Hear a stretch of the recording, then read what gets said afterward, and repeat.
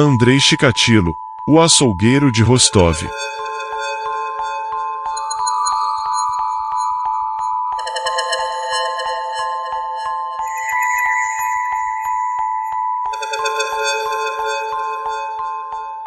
Andrei Romanovich Chikatilo nasceu em 16 de outubro de 1936 em Lablotnaya, na Ucrânia. Os pais de Chikatilo eram ambos trabalhadores agrícolas coletivos que viviam em uma cabana de um cômodo. Eles não recebiam nenhum salário pelo seu trabalho, mas em vez disso recebiam o direito de cultivar um pedaço de terra atrás da cabana da família.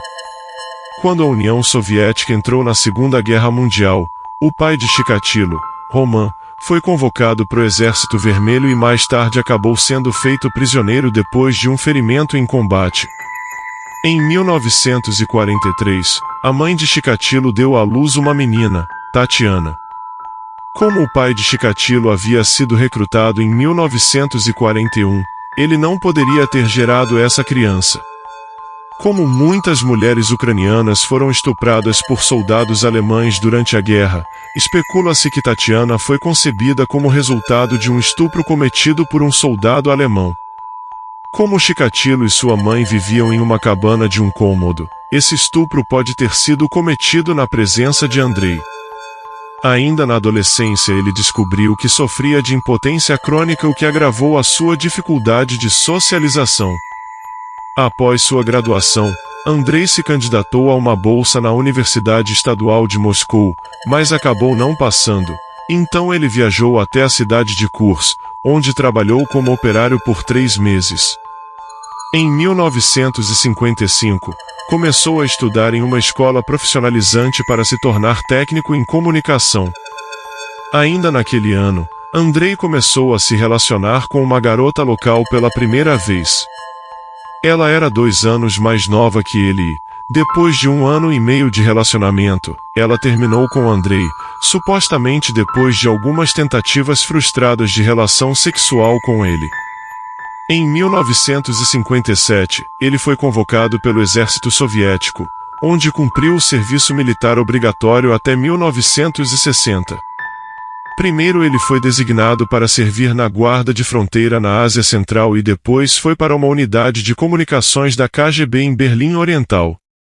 Logo depois que ele terminou o serviço militar, ainda no ano de 1960, ele entrou para o Partido Comunista. O histórico de trabalho de Andrei no exército é tido como imaculado. Andrei voltou para a aldeia natal dele quando saiu do exército, e foi morar com a mãe. Ele começou um relacionamento com uma mulher divorciada, mas o relacionamento só durou cerca de 3 meses.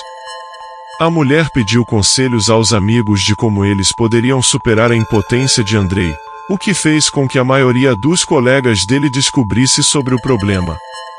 Em 1963, Andrei se casou com uma mulher chamada Feodosia Odnacheva, que tinha sido apresentada a ele por Tatiana, sua irmã. Segundo Chikatilo, embora ele se sentisse atraído por Feodosia, seu casamento foi arranjado, e aconteceu apenas 2 semanas depois dos dois se conhecerem.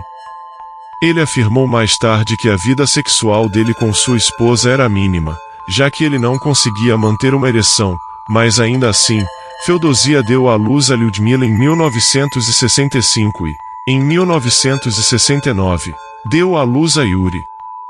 Em maio de 1973, Chikatilo cometeu sua primeira agressão sexual conhecida.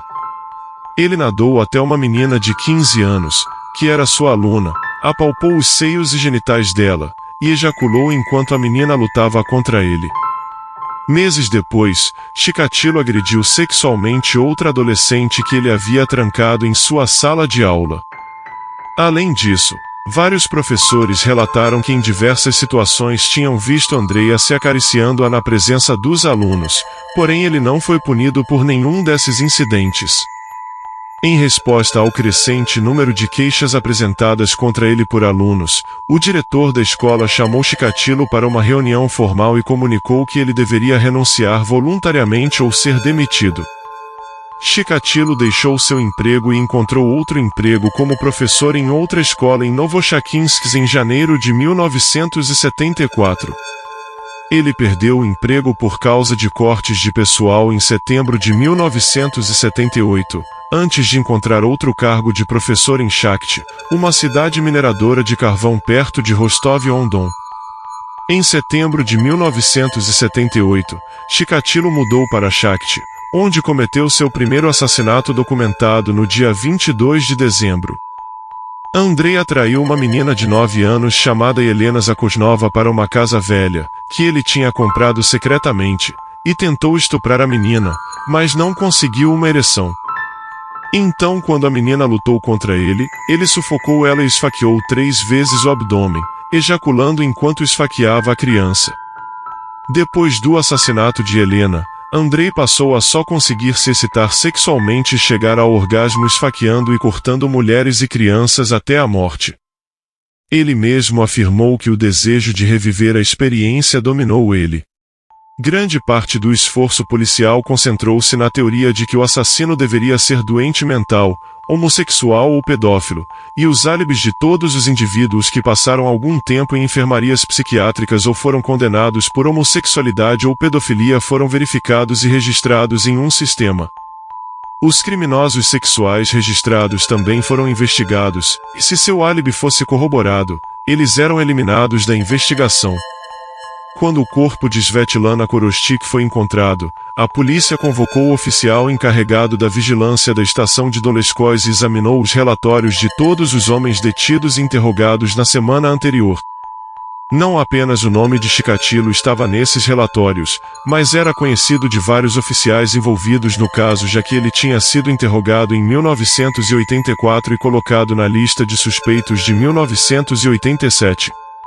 Depois de verificar com os empregadores atuais e anteriores de Chikatilo, os investigadores puderam ligar a localização dele em várias vilas e cidades aos momentos em que várias vítimas tinham sido assassinadas.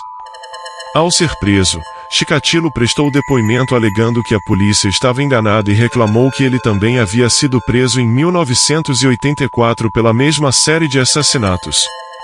Durante o interrogatório informal, a polícia percebeu que um dos dedos de Chikatilo tinha um ferimento superficial. Os legistas concluíram que a ferida era de uma mordida humana. Em 21 de novembro, o interrogatório formal de Chikatilo começou, e durante o interrogatório, ele negou repetidamente que tivesse cometido os crimes, embora tenha confessado ter molestado seus alunos enquanto era professor. Em 29 de novembro, a pedido de Viktor Burakov e Mikhail Fetizov, Dr. Alexandre Bukhanovsky foi convidado para ajudar no interrogatório. O Dr. Alexandre leu alguns trechos do perfil psicológico que tinha feito e, em torno de 2 horas, Chikatilo começou a chorar e confessou ao psiquiatra que realmente era ele o culpado dos crimes. Chikatilo foi levado a julgamento em Rostov em 14 de abril de 1992, acusado de 53 acusações de homicídio, além de 5 acusações de agressão sexual contra menores cometidas quando ele era professor. Em 14 de outubro, o tribunal se reuniu para ouvir a sentença formal e Chikatilo foi declarado culpado de 52 dos 53 assassinatos dos quais ele tinha sido julgado e foi condenado à morte por cada um dos crimes. Chikatilo também foi considerado culpado de 5 acusações de agressão sexual cometida durante os anos em que trabalhou como professor na década de 1970. No dia seguinte, o juiz condenou formalmente Chikatilo à morte, individualmente, por cada um dos 52 assassinatos.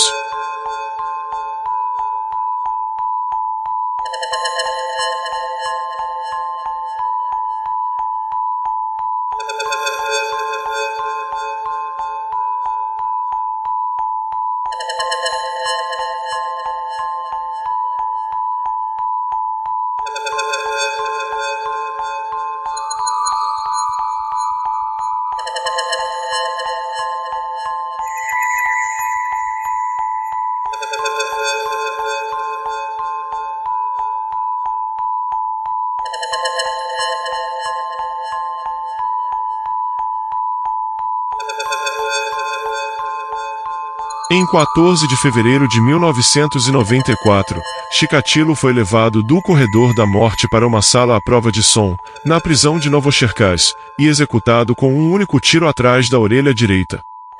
Ele foi enterrado em uma sepultura sem identificação, no cemitério da prisão.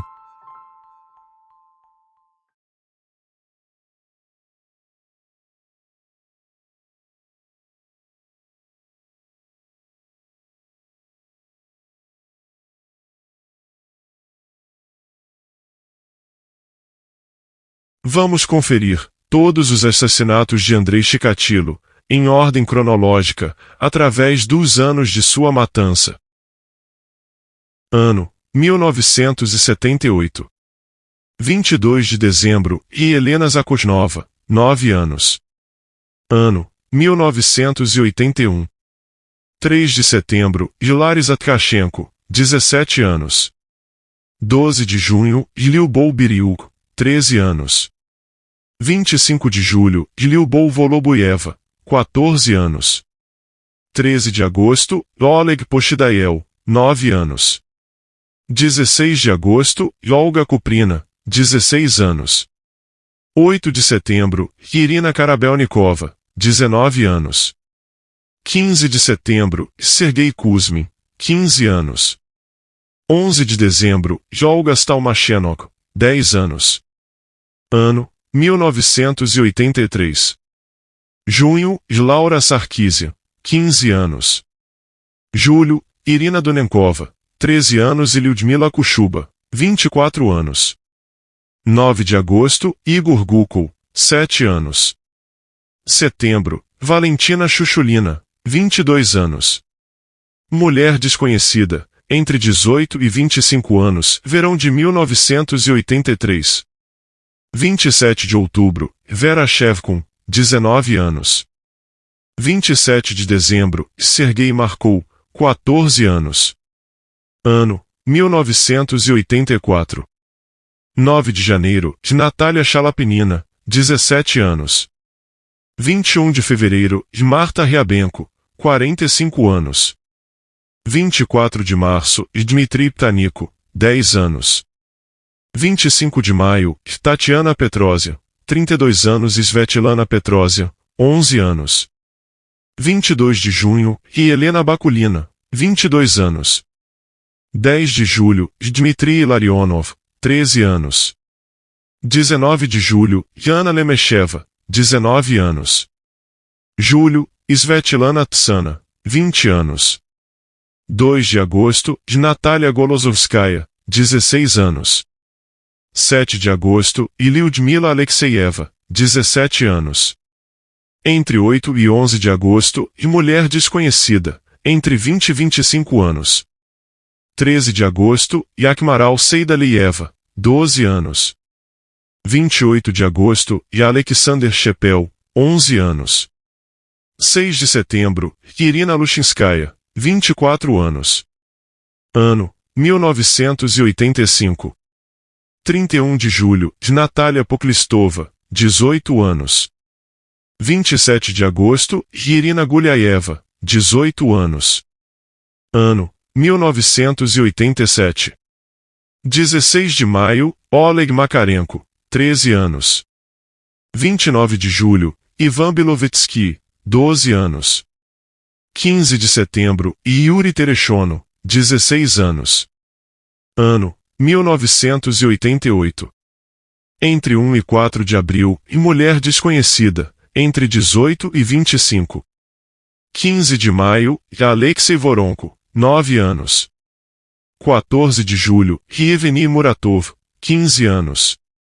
Ano: 1989.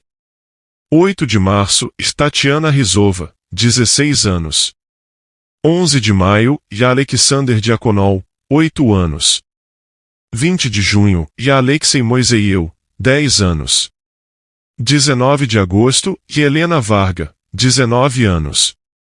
28 de agosto, Alexei Kobotov, 10 anos. Ano: 1990. 14 de janeiro, Andrei Krashenko, 11 anos. 7 de março, Yaroslav Makarov, 10 anos. 4 de abril, Ilio Bolzoieva, 31 anos. 28 de julho, Viktor Petrov, 13 anos. 14 de agosto, Ivan Fomin, 11 anos. 17 de outubro, Vadim Gromov, 16 anos. 30 de outubro, Viktor Tichenko, 16 anos. 6 de novembro, Svetlana Korostik, 22 anos.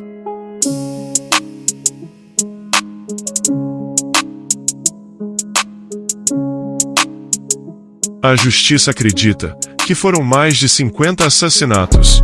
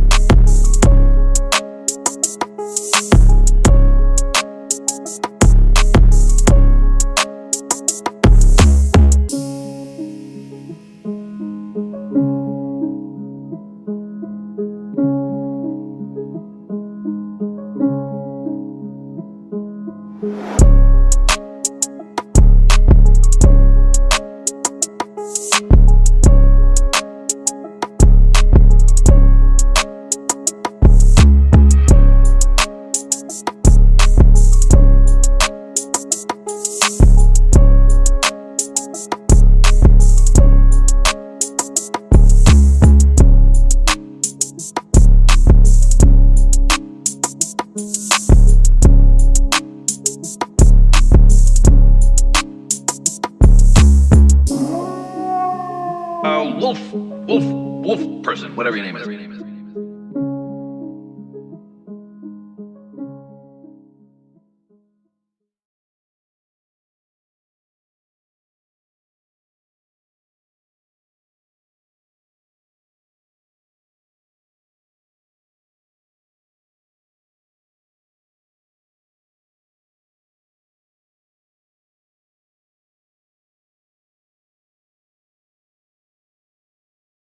Todos os nossos vídeos é uma compilação de vários trabalhos e seus autores.